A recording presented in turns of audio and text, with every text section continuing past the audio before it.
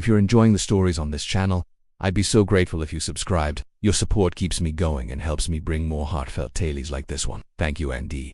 Now, let's dive into today's story. I told my husband I'd be attending a work dinner that night. Technically, it wasn't a lie. There was a professional gathering scheduled, just not the one I was actually attending, and certainly not 2 tables away from where he ended up sitting. It all began harmlessly, at least. That's what I kept telling myself. My name is Naomi, I'm 33, and I've been married to Evan for 6 years. He's steady, thoughtful, the type of man who alphabetizes the spice rack and organizes plastic containers by size. We used to be spontaneous road trips at midnight, slow dancing barefoot in the kitchen, writing flirty notes and tucking them into each other's pockets. But somewhere between home loans and climbing the corporate ladder, the spark fizzled. Comfortable, predictable, like coffee that's been sitting too long, lukewarm and unappealing. Then Nathan showed up. He was the newest addition to our marketing department, confident, charming, always wearing shirts that looked like they hadn't seen an iron in years, as if he had more important things to do.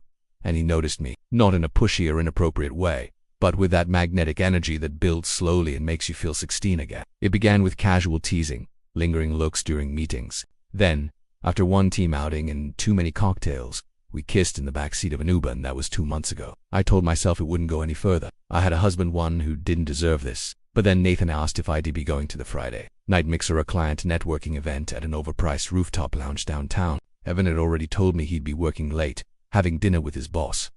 The timing couldn't have lined up better. I told Evan I had a work dinner to attend. No reason to question it. I pulled out a red dress I hadn't worn in years, something bold, something that said, "Look at me." Nathan noticed. We laughed over drinks, exchanged whispered inside jokes, our legs brushing beneath the table. When he placed his hand gently at the base of my back, I didn't stop him. We found a small, secluded table tucked into a quiet corner. I leaned in to say something, probably something flirtatious and silly, when I felt a strange chill creep down my spine. That uneasy sensation, like you're being watched. I turned my head, and there he was. Evan. He was seated just 2 tables away. He didn't notice me, not yet. Across from him sat his boss and a woman I didn't recognize. He was laughing, really laughing in a way I hadn't seen in a long time. Carefree, light. My stomach dropped. My mouth went dry. Nathan must have noticed the change in my posture, because he asked what was wrong. "Bathroom," I muttered, standing up so quickly I nearly knocked over my glass. I pushed through the crowd and locked myself inside a restroom stall. My thoughts were spinning, tangled. What are the chances? 2 tables away. I texted Evan. "Dinner going well?" A moment later, those 3 dots danced across the screen. "Yeah, just wrapping up, yeah." My heart was thudding in my ears. I typed back, "Same head now soon." I flushed the toilet just to keep up appearances and returned to the table. Nathan asked if I was all right.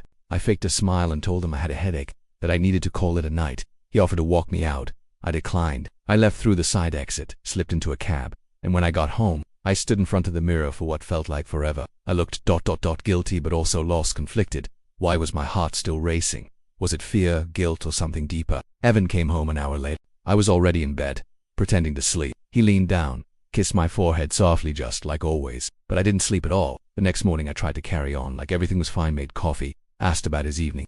He mentioned that his boss had introduced a new consultant to the team, said she was smart, funny, that it had been one of the most enjoyable dinners he'd had in a while. I wanted to scream, not because of what he said, but because I'd seen it. That genuine joy, that spark in his eyes, something I hadn't given him in a long time. Over the next several days, I avoided Nathan altogether, told him I was swamped at work. He got the message, but the guilt didn't leave. It clung to me like smoke. Then one afternoon, Evan texted me, "Dinner tonight, just the 2 of us." I replied yes, faster than I should have. He took me to a quiet little restaurant we used to love, dim lights, candles on every table, a warmth we hadn't shared in what felt like ages. For the first time in forever, he looked at me not as his wife, or the woman who forgets to unload the dishwasher, but as me. There was something soft in his eyes, and something guarded, too. Midway through dessert, he leaned forward. "How was that other work dinner last week?" My heart sank. "What do you mean?" I asked carefully. He placed his fork down. "Naomi, you were 2 tables away." The air between us went still. I couldn't speak. He didn't look furious, just worn down. "I saw you in that red dress with him. You weren't hiding it." I felt heat prick behind my eyes. "Why didn't you say anything?" I whispered. He shrugged. "I wanted to see if you'd tell me." I waited. A day, 2, a week.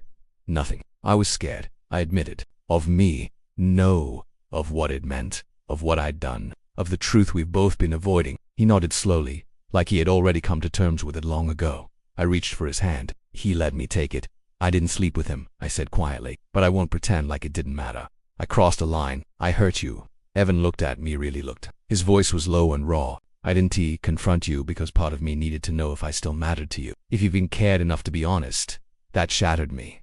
I do care, I told him. More than you know. I felt invisible. I missed being seen, desired. His voice cracked. So did I. We sat there, exposed, vulnerable, in a way we hadn't allowed ourselves to be in years. I don't know what happens from here. Maybe therapy, maybe long overdue truths, maybe space to heal. But one thing's clear. That night, when I lied about where I was, I thought I could juggle it, keep my thrill and my home life in separate compartments. But life has a funny way of sitting 2 tables away close enough to remind you that secrets have short lifespans, especially when love is quietly watching.